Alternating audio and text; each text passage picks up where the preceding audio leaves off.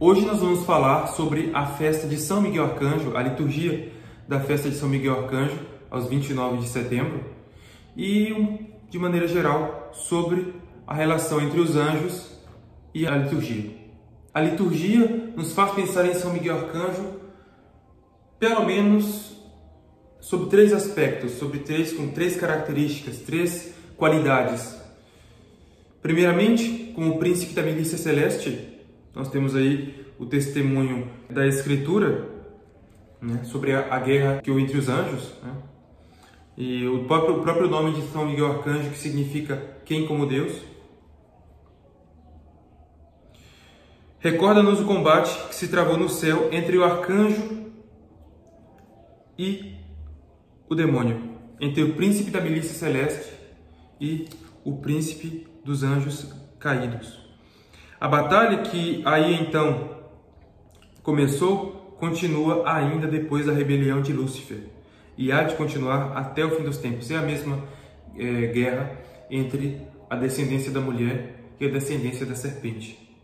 Nesta luta terrível entre as potências do bem e do mal, está, de um lado, Jesus Cristo com seus aliados, São Miguel, os anjos, a igreja e os santos, e do outro, Satanás com os demônios e seus aliados.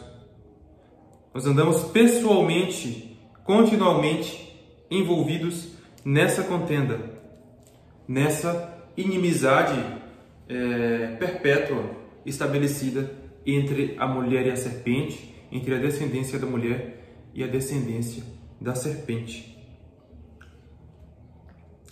Mas a liturgia também nos faz pensar numa outra qualidade, num outro ofício, num outro cargo, numa outra função de São Miguel Arcanjo, num outro munus que ele exerce, que é o de apresentar as almas dos que morrem a Deus. Quando deste mundo sai uma alma, a Santa Igreja pede que o porta-estandarte, São Miguel, a introduza na luz do céu. Os senhores certamente se lembrarão que em novembro do ano 2024, eu acho que fiz uma live aqui, um vídeo longo, né, apresentando as peças cantadas da missa dos defuntos. Os senhores se lembram que na missa dos defuntos, na missa de Réquiem, a igreja, no ofertório, se refere a São Miguel Arcanjo. Estou pegando aqui a missa do dia 2 de novembro. Longo ofertório e muito bonito.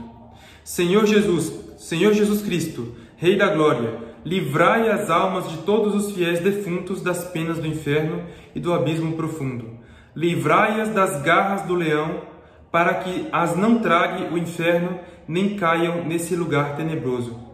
Mas que o arcanjo São Miguel, que impunha o divino estandarte, as conduza para a luz santa, que outrora prometestes a Abraão e à sua descendência, etc. Então, São Miguel é o responsável por apresentar a alma dos fiéis defuntos a Deus.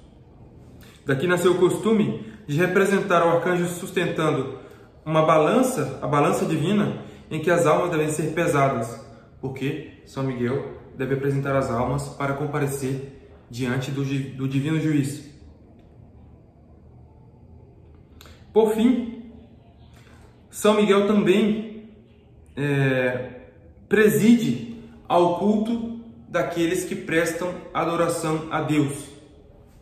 E por isso, nós vemos no Apocalipse de São João, diante do altar, agitando um incenso que se envolava em perfume, que soltava, né, odor de suavidade, soltava a fragrância do incenso, a fumaça perfumada, juntamente com as orações dos santos. São João vê um anjo, inclusive vai ser o ofertório da missa de São Miguel Arcanjo. O anjo parou de pé junto à ara do templo, tendo nas mãos um turíbulo de ouro.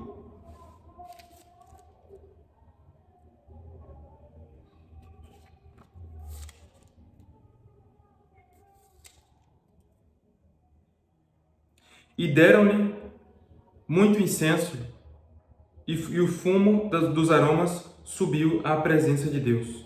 Aleluia. Então, nós temos aí 3 aspectos de São Miguel, 3 qualidades, 3 funções.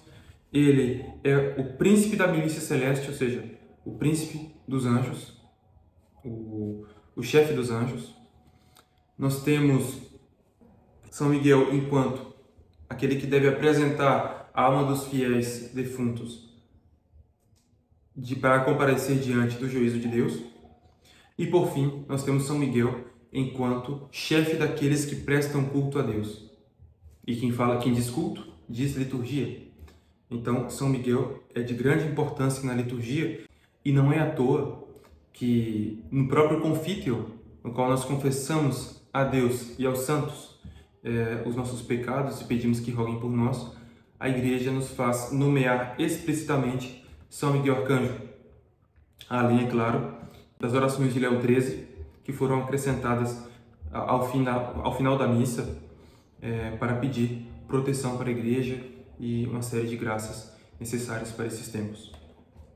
Mas o que muita gente não sabe é que, inicialmente, a festa de São Miguel Arcanjo era uma festa dos anjos em geral. Não dos anjos, o coro dos anjos, mas dos anjos em sentido genérico, dos anjos dos 9 coros angélicos. A festa de São Miguel era a festa de São Miguel e dos anjos em geral. E é por isso que, entre os senhores, aqueles que deram uma olhada nos textos da missa e do ofício, perceberão que há frequentemente, e talvez mais frequentemente do que referências a São Miguel Arcanjo especificamente, a liturgia do dia 29 de setembro se refere aos anjos em geral e a todos os coros dos anjos, nomeadamente, explicitamente, distintamente. A festa de São Miguel Arcanjo era a festa dos outros anjos, o que faz todo sentido, porque se São Miguel Arcanjo é o príncipe da milícia celeste, honrar o príncipe é honrar aqueles que estão submetidos a ele, de certo modo. Então, honrar a São Miguel Arcanjo é honrar aos outros anjos também. E isso nos dá a ocasião de tecer um paralelo entre os anjos e nós, entre a vocação dos anjos e a nossa vocação. Os anjos têm cada um ofício, cada anjo tem um ofício, tem uma função, tem um encargo dentro do plano divino. No entanto, um encargo que todos eles têm, que todos compartilham, é o de louvar a Deus, é o de adorar a Deus, é o de prestar-lhe culto. Nós temos cada um sua vocação, uns no matrimônio, uns na vida religiosa, outros no sacerdócio, outros celibatários, leigos, e assim por diante. Uns trabalham um determinado tipo de ramo de trabalho, outros no campo, outros na cidade, e assim por diante. Mas algo é comum a nós todos e é superior a todas essas diferenças que nós temos de vocação. Há uma vocação que está acima de nós todos e que nos é comum a todos e que é mais importante do que as outras, que é a vocação a render glória a Deus, a prestar culto a Deus, não apenas a prestar culto a Deus, não apenas oferecer sacrifícios a Deus, mas ser sacrifício a Deus. Em tempos não muito distantes de nós, há mais ou menos 100 anos, pouco mais de 100 anos, uma alma religiosa muito santa, realmente muito santa, a irmã Elizabeth da Trindade, insistia sobre essa nossa vocação a ser, como ela dizia, louvor de glória da Santíssima Trindade, como os anjos. E toda a graça particular da irmã Elizabeth da Trindade passou por isso, de ter uma penetração cada vez maior do nosso dever, da nossa vocação de dar glória a Deus, de dar glória à Santíssima Trindade, de ser contínuo ato de culto à Santíssima Trindade, de viver, como ela dizia, viver uma missa, né? Não apenas ir à missa e assistir à missa piedosamente, mas de viver a missa, de se considerar como uma hóstia, como uma vítima de sacrifício a Deus, oferecendo tudo e a si mesmo a Deus continuamente, para a glória de Deus. Os anjos têm essa vocação de louvar a Deus continuamente. E nós também temos. Nós fomos criados para isso, né? O canto gregoriano nada mais é do que a expressão mais explícita, mais clara dessa nossa vocação, mas nossa vida deve ser vivida no mesmo espírito com que nós vamos à igreja e cantamos o gregoriano. Nossa vida deve ser um canto à Santíssima Trindade. Agora me falhou, mas eu tenho a impressão que São Paulo desenvolve essa ideia, né? Em alguma epístola sua, ele desenvolve a ideia de que nossa vida deve ser um canto a Deus, né? Um hino a Deus, algo assim. E isso é tão verdade que os que aqui já fizeram os exercícios de Santo Inácio, retiro de Santo Inácio, vão se lembrar do princípio e fundamento de Santo Inácio, né? No qual ele diz: o ser humano, o homem, foi criado para louvar, reverenciar e servir a Deus nosso Senhor e assim salvar-se.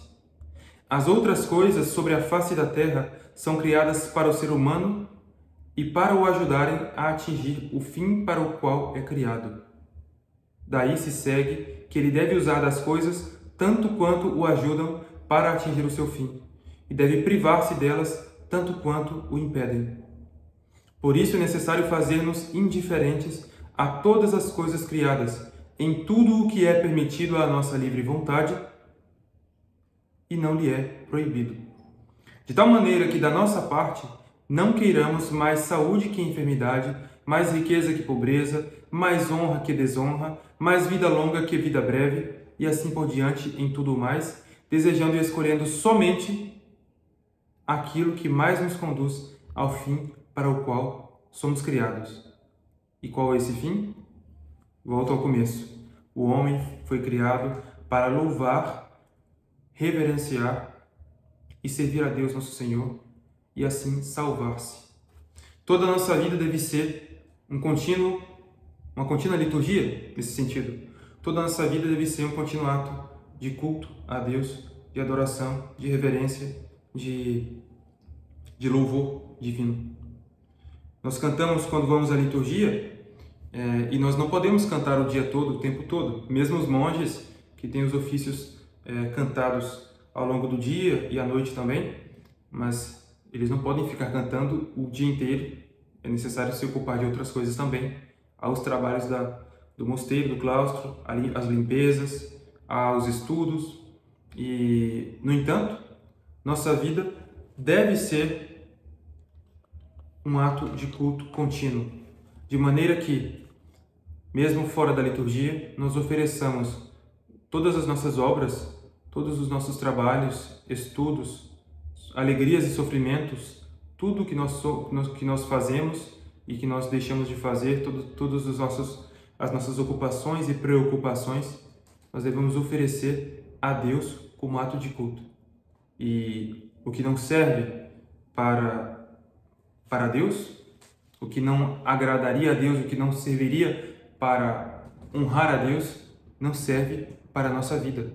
Assim como o que não serve para rezar não serve para a liturgia, o que não ajuda a rezar não serve para a liturgia, o que prejudica a vida espiritual e a vida de oração, o que não nos remete à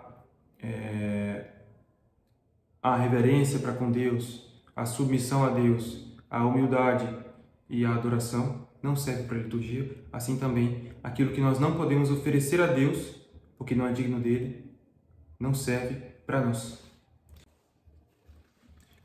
Eu dizia aos senhores que a festa de São Miguel Arcanjo, outrora, era festa também, ocasião também de celebrar os outros anjos, de honrar os outros anjos santos. E isso a gente pode constatar, inclusive na vida da nossa querida Santa Gertrudes, a Santa da Piedade Litúrgica. Sua vida espiritual e as graças que ela recebeu estavam sempre ou quase sempre ligadas às datas litúrgicas, ao sentido da liturgia, ao mistério celebrado na liturgia e assim por diante. No dia em que deveria comungar, próximo à festa do Arcanjo Miguel, enquanto ela meditava sobre o auxílio que a bondade divina se dignava conceder à sua indignidade por meio do ministério dos outros espíritos bem-aventurados, ela desejou retribuí-los de alguma forma e ofereceu ao Senhor o sacramento vivificante do seu corpo e sangue. Senhor muito amado, disse ela, eu vos ofereço este admirável sacramento em honra dos grandes príncipes da vossa corte e para o aumento da sua alegria, da sua glória e da sua beatitude. Então, Santa Gertrudes, ela, dias antes da festa de São Miguel Arcanjo, perto da festa de São Miguel Arcanjo, ela se lembrou de todas as graças que Nosso Senhor concedeu a ela e que concede por meio do ministério dos anjos. Então ela agradeceu a Nosso Senhor e ofereceu o sacramento, o Santíssimo Sacramento, em honra dos santos anjos que a auxiliam espiritualmente. Então o Senhor, atraindo e unindo-a à sua divindade, de maneira tão maravilhosa quanto inefável, o sacramento que lhe era oferecido, derramou sobre os espíritos abençoados, bem-aventurados, tão grandes delícias que, se já não estivessem em beatitude, isso bastaria para enchê-los de felicidade. As várias ordens de anjos vieram por sua vez saudá-la com respeito e disseram: Fizeste bem em nos honrar com esta oferenda, pois velamos por ti com especial afeição. A ordem dos anjos disse: Vigiamos com alegria noite e dia em tua guarda, impedimos que percas qualquer um dos favores que te podem preparar adequadamente para a chegada do esposo. Ela então agradeceu vivamente a Deus e aos espíritos bem-aventurados, mas ela desejava especialmente ver entre os anjos aquele que fora designado para guardá-lo. Eis que apareceu, então, um anjo como um nobre príncipe, adornado com ornamentos tão ricos que nada aqui embaixo poderia dar uma ideia deles. Um de seus braços envolveu o Senhor e o outro braço do anjo envolveu a alma. Então ele disse: Encorajado pela longa intimidade com que tantas vezes inclinei o divino esposo para a alma e elevei a alma a ele pela alegria espiritual, ouso aproximar-me neste momento. Ela então ofereceu a este anjo as pequenas orações que havia recitado em sua honra. Ele as recebeu com alegria e as apresentou como belas rosas brilhando de frescor à sempre adorável Trindade. Então os arcanjos apareceram e saudaram a alma com afeição, dizendo: Desejamos, ó privilegiada esposa de Cristo, para revelar-te em íntima familiaridade e na medida em que os possas compreender, os misteriosos segredos de Deus, que reconhecemos no espelho da ciência divina como os mais úteis à tua alma. As virtudes, por sua vez, disseram: Serviremos com devoção em tudo o que fizerdes para a glória daquele que é teu Senhor e nosso. Te apoiaremos fielmente e te incentivaremos a trabalhar ainda mais. O coro das dominações acrescentaram: A honra do rei ama a justiça. O coração levado pelo amor não conhece os limites da razão. Assim, cada vez que o Rei da Glória se deleitar em repousar em tua alma, e que tua alma, por sua vez, for levada a ele pelos impulsos do amor, nós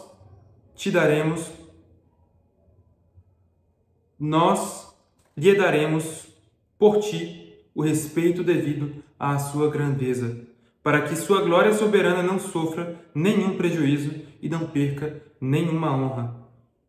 O coro dos principados disse: faremos todos os esforços para apresentar-te sempre ao Senhor, Rei dos Reis, adornada com as sublimes virtudes adequadas para encantar o seu coração. Então, as potestades acrescentaram: sabemos por que íntima união o amado está unido à tua alma, e por isso nos esforçamos constantemente para afastar todos os obstáculos internos ou externos que possam perturbar, por mínimo que seja, as tuas doces e misteriosas conversas, pois esta ligação divina traz grande alegria à corte celestial e a toda a Igreja. De fato, uma alma amorosa pode obter de Deus mais graça de salvação para os vivos e os mortos do que milhares de almas sem amor poderiam obter. Então, ela agradeceu fervorosamente ao Senhor e a todos os espíritos bem-aventurados, os anjos, por estes favores e por muitos outros que poderiam ser narrados se a fraqueza humana não se interpusesse no caminho. E como é de costume, vamos concluir com uma peça gregoriana da festa em questão. Como eu disse, a festa de São Miguel Arcanjo, sendo inicialmente uma festa para a honra também dos outros anjos, o introito pode se referir a todos os anjos em geral. Benedicite Dominum omnes angeli eius, bendizei ao Senhor todos os seus anjos. Potentes virtute qui facitis verbum eius. Vós que sois poderosos para executar as suas ordens e atender à palavra dos seus mandamentos. Essa é a antífona do introito da missa de São Miguel Arcanjo, que se refere a todos os anjos. Benedicite Dominum omnes angeli